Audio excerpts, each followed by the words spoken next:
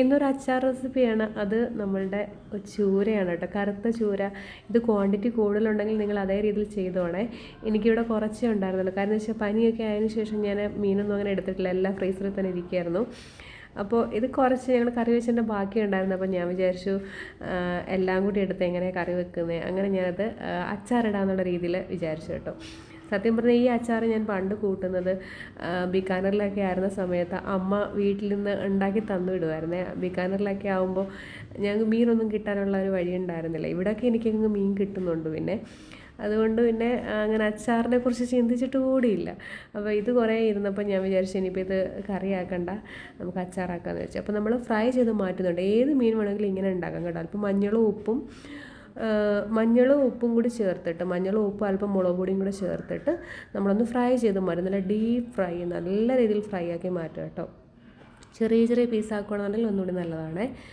അപ്പോൾ അത് ഫ്രൈ ചെയ്ത് മാറ്റിയതിന് ശേഷം നിങ്ങൾക്ക് അതേ എണ്ണ യൂസ് ചെയ്യാൻ ബുദ്ധിമുട്ടാണെന്നുണ്ടെങ്കിൽ വേറെ എണ്ണ എടുത്തോളൂ. ഞാൻ അതേ എണ്ണ തന്നെയാണ് എടുക്കുന്നത്. അത് ശരിയല്ല എന്ന് എനിക്കറിയാം, എങ്കിലും ഇത് കുറച്ചേ ഉള്ളൂ ക്വാണ്ടിറ്റി. അപ്പോൾ ഞാൻ വിചാരിച്ചു ഇനി അതിനായിട്ട് വേറെ കളയണ്ടെന്ന് വിചാരിച്ചിട്ടാണ്. അപ്പോൾ അതേ എണ്ണയിലേക്ക് തന്നെ കുറച്ച് ഉലുവയും വെളുത്തുള്ളി, കുറച്ച് കറിവേപ്പില, കുറച്ച് കായം. ഓക്കെ, കുറച്ചെന്ന് പറഞ്ഞാൽ വേറൊന്നുമല്ല, നമ്മൾ ക്വാണ്ടിറ്റി വളരെ കുറച്ച് എടുക്കുന്നത്. ഒരു 6-7 അല്ലി വെളുത്തുള്ളി എടുത്തിട്ടുണ്ട്, ഒരു ½ ടീസ്പൂൺ ഉലുവ എടുത്തിട്ടുണ്ട്, ഒരു കഷ്ണം നമ്മളുടെ കായം കൂടി ഒന്ന് ചേർത്തിട്ടുണ്ട് കേട്ടോ. പിന്നെ കുറച്ച് കറിവേപ്പിലയും കൂടി ചേർക്കുന്നുണ്ട്.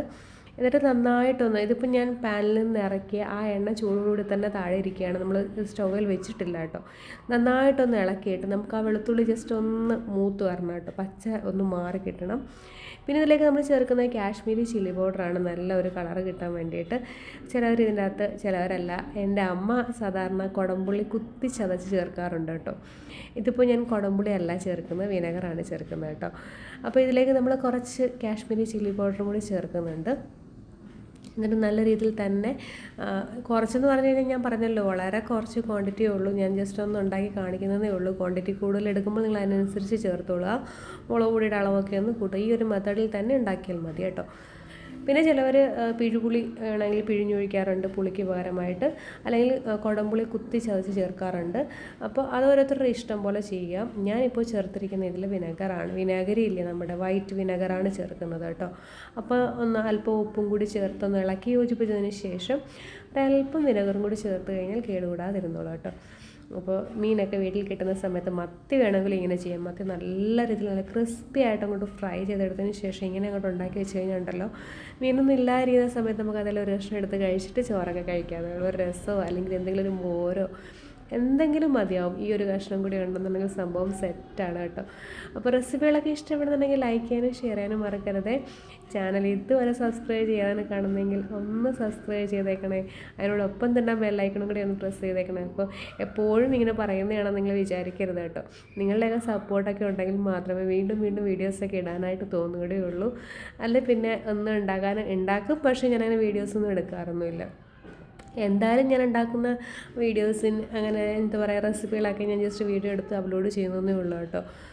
എൻ്റെ എന്താ പറയുക സന്തോഷത്തിന് ചെയ്യുന്നതേ ഉള്ളൂ. അപ്പോൾ അത് നല്ല അടിപൊളി ചൂര അച്ചാർ റെഡി ആയിട്ടുണ്ട്. അപ്പോൾ ഈ ഒരു രീതിയിൽ തന്നെ കുറച്ച് ക്വാണ്ടിറ്റിയൊക്കെ കൂടുതലായിട്ട് മുള്ളൊന്നും ഇല്ലാതെ തന്നെ നിങ്ങൾ എടുക്കണം കേട്ടോ, എങ്കിലേ അത് നല്ലതായിട്ട് നമുക്ക് വെച്ചിരിക്കാൻ പറ്റുള്ളൂ. കണ്ടില്ലേ, നല്ല ഭംഗി കാണാനും അതേപോലെ തന്നെ ടേസ്റ്റിയുമാണ്. അപ്പം ഞാൻ ഗ്ലാസ് ജാറിലേക്ക് മാറ്റുന്നുണ്ട്. ചെറിയൊരു ഗ്ലാസ് ജാറാണ് കേട്ടോ. വേണമെങ്കിൽ പുറത്ത് വെച്ചിരുന്നാലും മതി, അല്ലെങ്കിൽ ഫ്രിഡ്ജിൽ വേണമെങ്കിൽ ഫ്രിഡ്ജിൽ വെക്കാം. ഇതിപ്പോൾ വിനെഗറൊക്കെ ചേർത്തത് കാരണം നമ്മൾ പുറത്ത് വെച്ചാലും ചീത്തയൊന്നും ആകത്തില്ല കേട്ടോ. അപ്പോൾ നാട്ടിലൊക്കെ ആകുമ്പോൾ നമുക്ക് സത്യം പറഞ്ഞാൽ മീൻ അച്ചാറിൻ്റെ ഒന്നും ആവശ്യമില്ല. ഡെയിലി മീൻ കിട്ടുന്നത് കാരണം മീൻ അച്ചാറിട്ട് വെക്കേണ്ട ആവശ്യമൊന്നുമില്ല എന്നറിയാം. എങ്കിലും എവിടെയെങ്കിലൊക്കെ പോകണമെന്നുണ്ടെങ്കിൽ സമയത്ത്, യാത്ര ചെയ്യുന്ന സമയത്തൊക്കെ ഇതിലൊരു അച്ചാർ കയ്യിലാണെന്നുണ്ടെങ്കിൽ കുറച്ച് ചോറ് ലെമൺ റൈസ് ഉണ്ടാക്കി വെച്ച് കഴിഞ്ഞാൽ നമുക്കതും കൂടിയൊക്കെ കൊണ്ടുപോകാൻ പറ്റും. അപ്പോൾ അതാ നല്ല അടിപൊളി ടേസ്റ്റി ആയിട്ടുള്ള നമ്മുടെ ചൂര അച്ചാർ റെഡി ആയിട്ടുണ്ട്. കണ്ടില്ലേ, കാണാനൊക്കെ നല്ല ഭംഗിയൊക്കെ ഇല്ലേ, അതുപോലെ തന്നെ ടേസ്റ്റിയാണ് കേട്ടോ. അപ്പോൾ നെക്സ്റ്റ് റെസിപ്പിയുമായി കാണും വരെയും bye. Thank you for watching.